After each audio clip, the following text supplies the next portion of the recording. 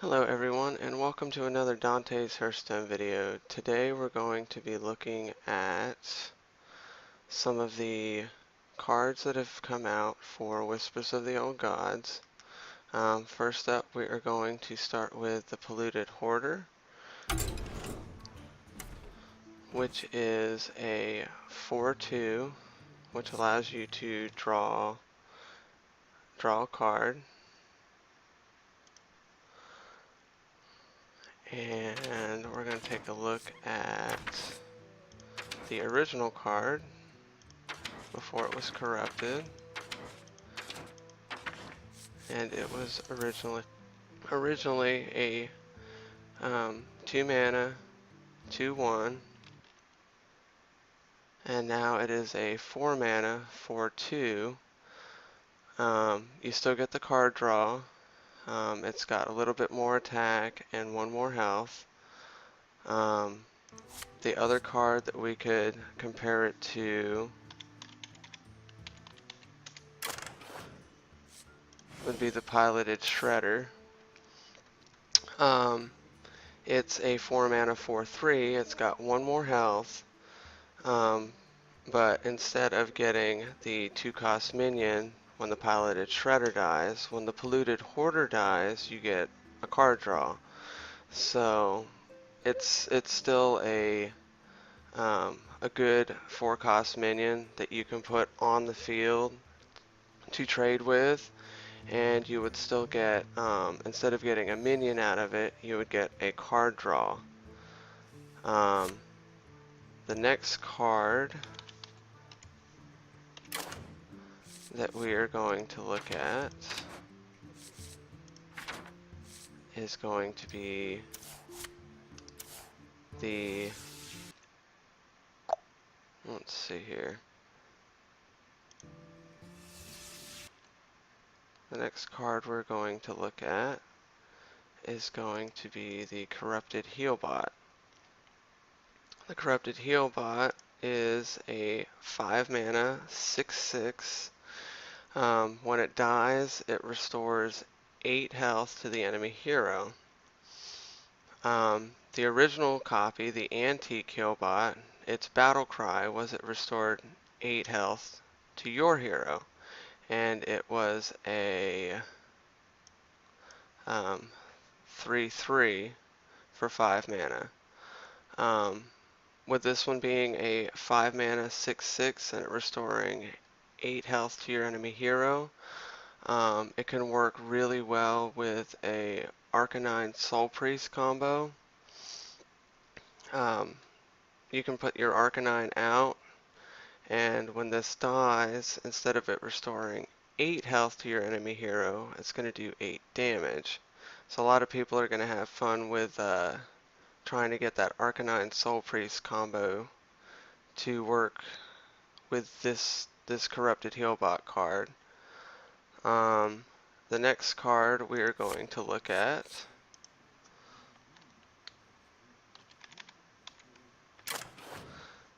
is going to be our old friend, the Doomsayer. He's been telling us for a long time that the end is coming. Finally, we get to see that he was, in fact, correct. As you can see, the original copy was 2 mana 0/7, and at the start of your turn it destroyed all minions on the battlefield. His corrupted counterpart is 5 mana, and he's a 0/7. But at the start of your turn, if he survives, it'll set this minion's attack to 7 attack. So we're getting a 7/7 for only 5 mana. He can obviously be silenced, just like his original counterpart, but if he does stay on the field and people ignore it, he could be a strong body on the field for 5 mana. The next 2 cards we are going to look at are going to work with the new legendary Cthulhu. The first one is going to be the Beckoner of Evil. It is a 2 mana, 2/3. Its battle cry is it gives your Cthulhu +2/+2, wherever it may be. The Cthulhu card originally is 6/6, and this would make it a 8/8 by playing this card. It's going to work real well with people that decide to play around the Cthulhu card. There's probably going to be a lot of decks when Whispers of the Old Gods comes out for Cthulhu to be a centerpiece for a lot of decks. The next card is the Twilight Elder, which also works with your Cthulhu. It is a 3 mana, 3/4. At the end of your turn, give your Cthulhu +1/+1, wherever it may be. This one actually does it every turn. Instead of just battle crying and giving it +2/+2, this one, at the end of every turn, if your Cthulhu is on the field, it's still going to give it +1/+1 every single turn. The next card we're going to look at is going to be the Cthulhu Chosen. The Cthulhu Chosen is a 4 mana, 4/2 with Divine Shield. Its battle cry is similar to the Beckoner of Evil. The battle cry is it gives your Cthulhu +2/+2, which means it will make it a 8/8. The good thing is with these cards, the Beckoner of Evil gives it +2/+2 as a battle cry. Your Cthulhu Chosen gives it +2/+2 as a battle cry, and your Twilight Elder gives it +1/+1 at the end of the turn. So you can build your Cthulhu up really, really quick. The next card we're going to look at is the Eater of Secrets. This card I actually found quite interesting. A lot of people think that it could be the Secret Paladin killer because it destroys all enemy secrets, and the card gains +1/+1 for each secret. It's a 4 mana, 2/4. But say we have a Christmas Tree Paladin that we're playing against, and he pops up 5 secrets when he summons his Mysterious Challenger. Well, if we use this card and we destroy all 5 secrets and it gains +1/+1 for each, that means if we destroyed 5 secrets, that would turn our Eater of Secrets into a 7/9 for 4 mana. So this is definitely a very situational card.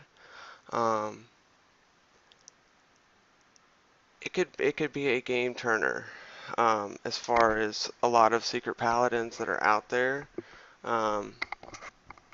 It can be a really, really strong card if it's played at the right time. Like I said, if you're playing against a Secret Paladin that plays its Mysterious Challenger and pops 5 secrets up, you play this card, you now have a 7/9 on your side of the field, which is a really strong card for 4 mana.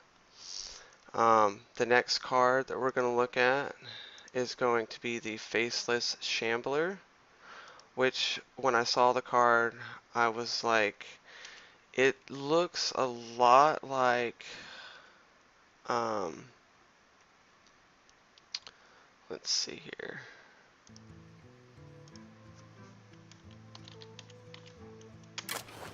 Looks a lot like our Faceless Manipulator here.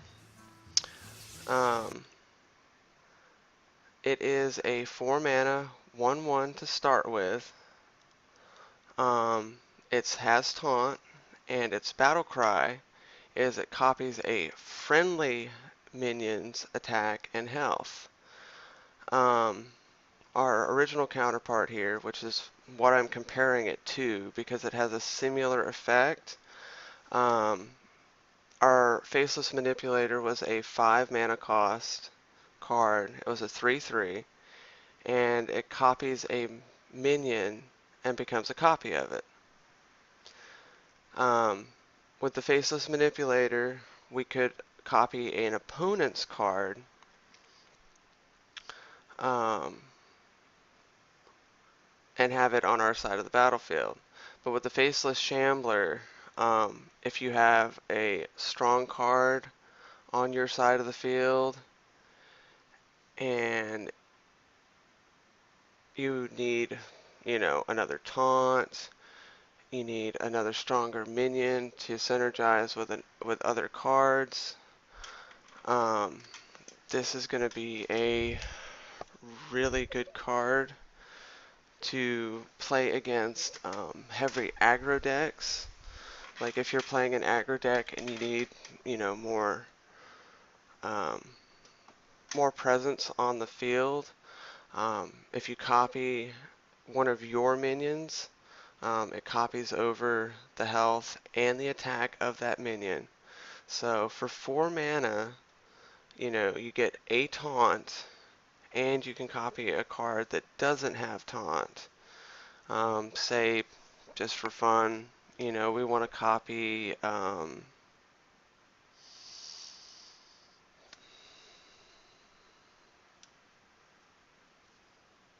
let's say a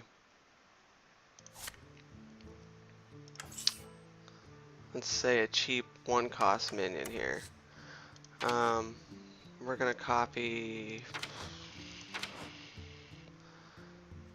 I don't know, just for fun, we're gonna copy our Zombie Chow. If we copy our Zombie Chow, it doesn't have taunt, but our Faceless Shambler will copy it. It will now have 2 attack and 3 health, and it will be a taunt card. So I think people are going to have a lot of fun with the Faceless Shambler card. We'll probably see some interesting combos come out of it. It could work very well with people that play a lot of spell power, like say they want to play Malygos. They want, that strong, high health card on the field, and they want it with taunt. You can play this card, and it will copy your Malygos, which will give your your Faceless Shambler 4 attack and 12 health, and you will now have a Malygos with taunt. The next card we're going to look at, which I find quite interesting,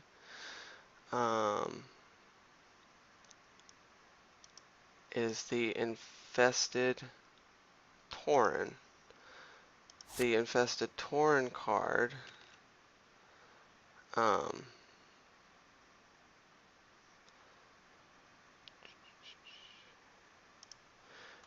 it is a 4 mana 2/3. It's a taunt, and its Death Rattle summons a 2/2 slime.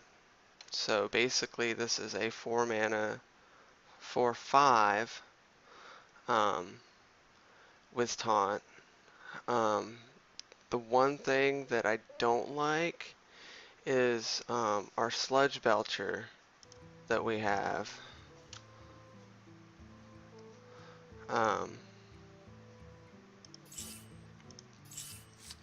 Let's see, let's take a look at Sludge Belcher here. See, our Sludge Belcher is a 5 mana 3/5 with taunt, and it summons a 1/2 slime with taunt. It costs 1 less. Our Infested Tauren costs 1 less, and it has taunt. It is a 2/3, and it summons a 2/2 slime, but it doesn't have taunt on it.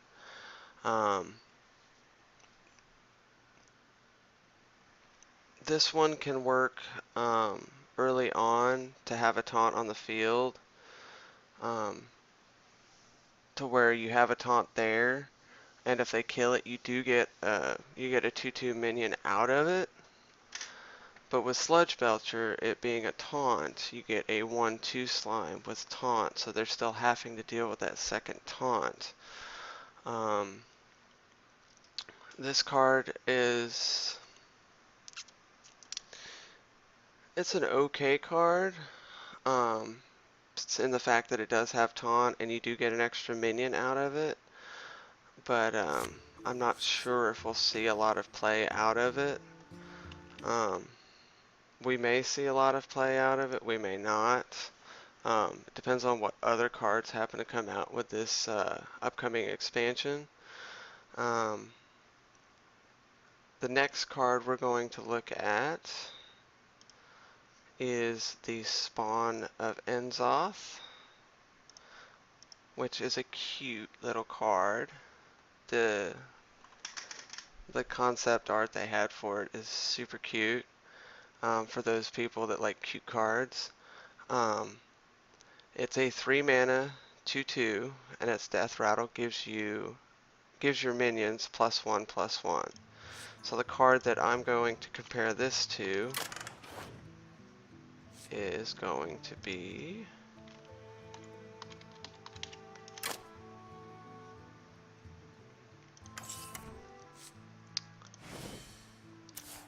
our Raid Leader here. The reason I'm comparing it to the Raid Leader is because the Raid Leader is a 3 mana 2/2, and your other minions have 1 attack while it's on the battlefield. Once the Raid Leader dies, you lose that +1 attack. Whereas with the Spawn of Enzoth, it being a 3 mana 2/2 as well, the plus to this card is when your Spawn of Enzoth dies, the death rattle is you give your minions +1/+1, which means you have a 3 mana 2/2 on the field. Even though it dies, you're still getting something from this card. You are getting +1/+1 to all the minions that you have on your battlefield. The one deck that I can see this played in, because it'll synergize real well with the imps, with the real low cost minions that a Zoolock deck does play. You could play it around your Implosion, because your Implosion summons 1/1 imps for every card or every point of damage that it does. If you play it with this card, when it dies, your imps will now be 2/2s, and then if you play it with a Defender of Argus later on, then those 2/2 imps are now 3/3s, or you can play it with just a Sun Fury Protector and make those 2/2 taunts. So I see a lot of this being played in decks that play a lot of small minions to fill their side of the battlefield early on. So I see this card getting a lot of play in zoo decks. It could get played in any deck, in my opinion. But the one that I see that it having the most impact on would be a Zoolock deck in this case. The next card we are going to look at is going to be the Tentacle of Enzoth. The Tentacle of Enzoth, I'm going to kind of compare this to our friend the Unstable Ghoul, in the fact that their death rattles are very similar. The Tentacle of Enzoth is a 1 mana 1/1 with the death rattle effect of dealing 1 damage to all minions. The Unstable Ghoul is a taunt card. It's a 2 mana, 1/3, and its death rattle is it deals 1 damage to all minions.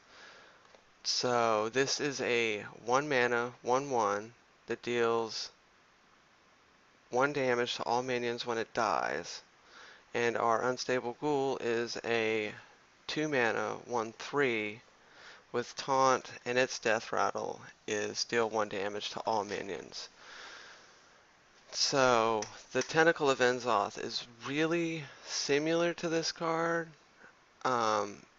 except the Unstable Ghoul has taunt, the Tentacle does not, but their death rattle effects are very similar. The Tentacle of Enzoth can be used to clear minions early on. It can be a low cost minion that you can get onto the field really early.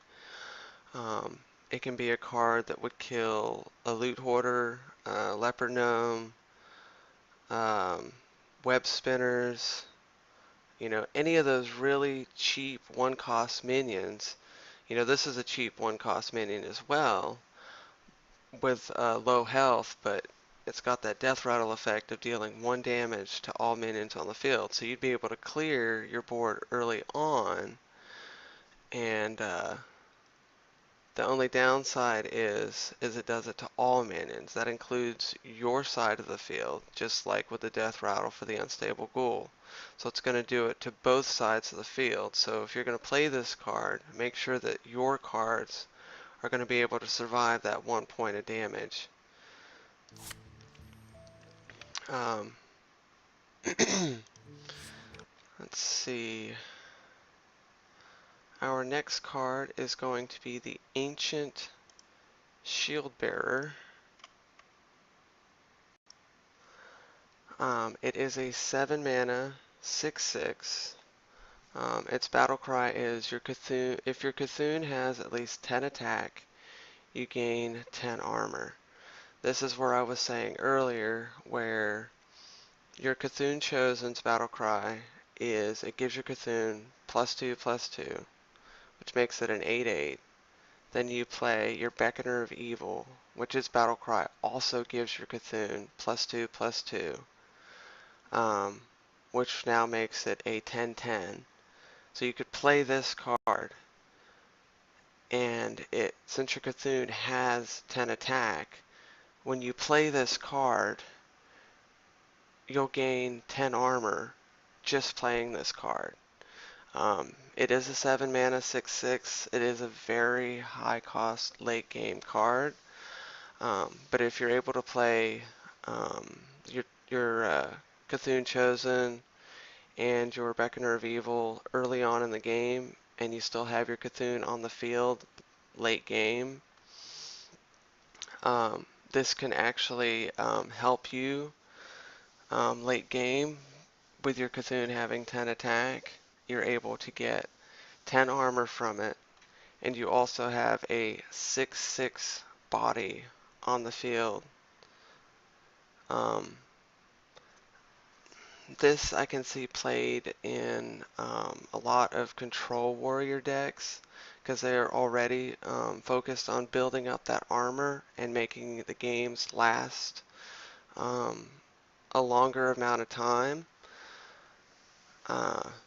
And they're always, trying to stack that armor up throughout the game to try and fatigue out their opponent by making the games last longer.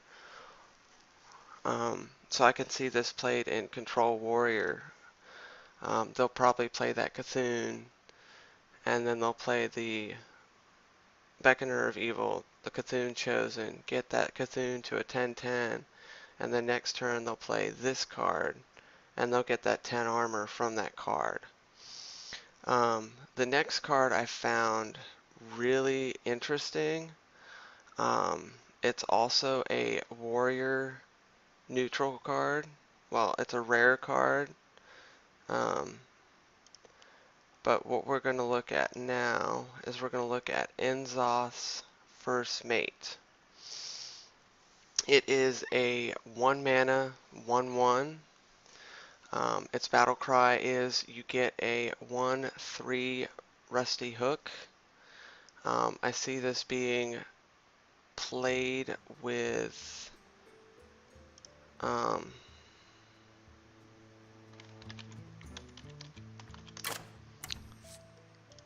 I see it being played with upgrade. It is a 1 mana 1/1, and you get that 1/3 Rusty Hook, and then you could play your upgrade, which would make the weapon a 2/3, which could be used for clearing smaller minions early on.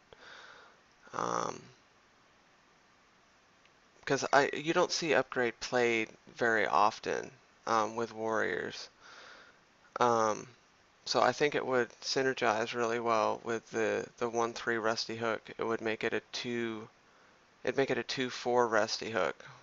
I may have said 2/3 Rusty Hook earlier. But it would make it a 2/4 Rusty Hook. It would be, you could use it to clear a lot of smaller minions. But if you look at our warrior selection for weapons, we could compare it to, actually it would give us a earlier weapon, because our fiery war axe is a 3/2, and it's just the weapon. With our Enzoth First Mate here, it's a 1 mana 1/1, and you get a weapon with it. And like I said before, if you play it with that upgrade, so you're getting a 1 mana 1/1, and you play the upgrade for another mana. So that's 2 mana that you're playing, and you're getting a 2/4 weapon and a 1/1 body. Our Fiery War Axe is a 3/2, not a 2/4, and it costs 2 mana. This could be used in what I've been seeing a lot of, if it's not Grim Patron Warrior or Control Warrior, is a lot of Face Warrior. Those that synergizes around a lot of weapons and charge minions. So what I could see is this card being added to that arsenal. It would give you the 1 mana 1/1. It gives you the 1/3 weapon, which you could play with the upgrade, which would give you a 2/4 on turn 1.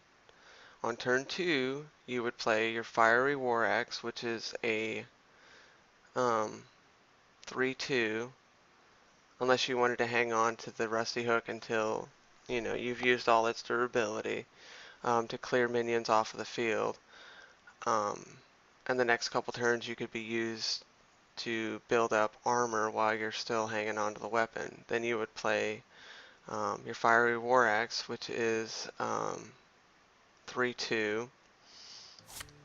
And then we've got our Death Spite that's played in a Face Warrior deck, which is 4 attack. And then the Face Warrior also runs Arcanine Reaver. So if Face Warrior is still being played when Whispers of the Old God comes out, this will probably be a good addition to that deck if it is still played in Whispers of the Old Gods. Let's see, the next card we are going to look at is a Hunter Epic card.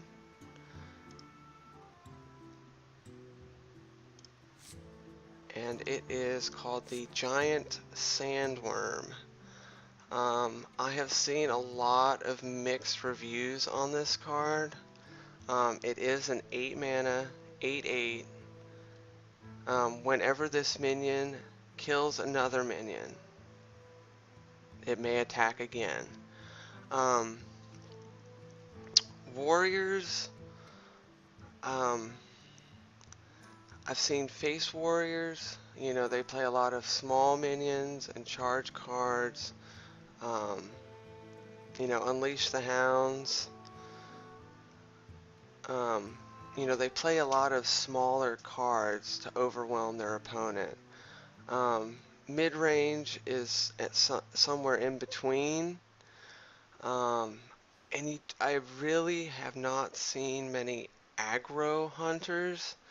And for me, this would be an aggro card because it's an 8 mana 8/8. Whenever it kills another minion, it may attack again. And this is a late game card. So by late game, there's not going to be many cards that are going to be played um, that are going to be able to die really easily without killing this card. Um, so I don't really see it being played that much, but we'll have to wait and see. Um, our next card is going to be the Klaxi Amberweaver. This is another card that might be played in Druid decks. It can also be played around with, like I said, the Beckoner of Evil and the Cthulhu Chosen to get that Cthulhu up to 10 attack. The downside to this is it only gains 5 health, whereas, you play a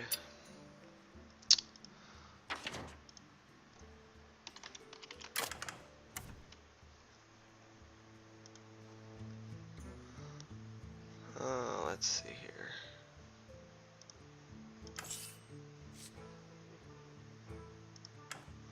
You play your Ancient of War here. Okay, this is only 4 mana, but you have to get your Cthulhu to that 10 attack to gain the 5 health to make it a 9/5, or a 4/10. The Ancient of War, yes, it costs 3 more mana, but you have the choice of giving it +5 attack, which makes it a 10/5, or giving it +5 health and taunt, which means you're having to work to get your Cthulhu to 10 attack in order to gain that +5 health to give it that 4/10. Whereas if we add the 5 health to this card, you get the +5 health, which makes it 10 health, and taunt, and 5 attack. I could see this played as a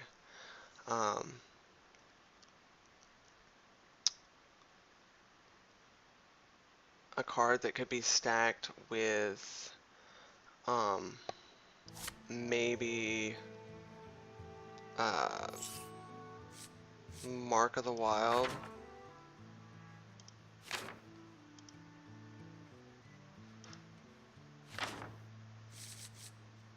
or Mark of Nature. I could see it possibly played with that card because our Ancient Watcher is 7 mana. It can be a 10/5 or it can be a 5/10 with taunt. This one, if you have your Cthulhu out with a 10 attack, it gains the 5 health, which makes it a 4/10. And then on that same turn, you play the Mark of Nature, which can give it a boost in attack, which will make it now an 8/10. Or you can go with the route of giving it +4 health and taunt, which will now make this a 4/14 with taunt, which now with this combo, it's actually going to be stronger than our Ancient of War. Our Ancient of War is 7 mana. It can be a 10/5 or it can be a 5/10 with taunt. We spend 7 mana for that. Now, if we have our Cthulhu on the field with 10 attack, our Amberweaver will gain the +5 attack, which makes it a 4/10, and then we can choose to give it 4 attack, which would make it a 8/10, or we can give it plus 4 health and taunt, which will make it now a 4/14.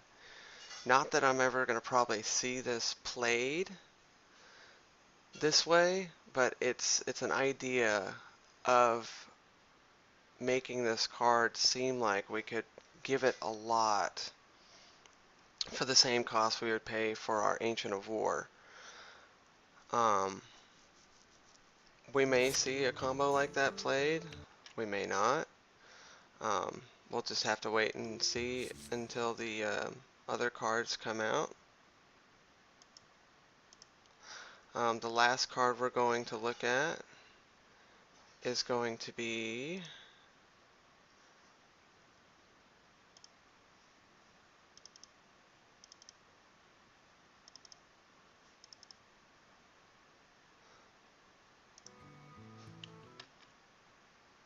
the last card we're going to be looking at is the Undercity Huckster. It is a 2 mana 2/2, and its Death Rattle adds a random class card to your hand from your opponent's class. I can see this being a cheaper Nefarian, because Nefarian gives you 2 cards, and he's an 8 mana 8/8.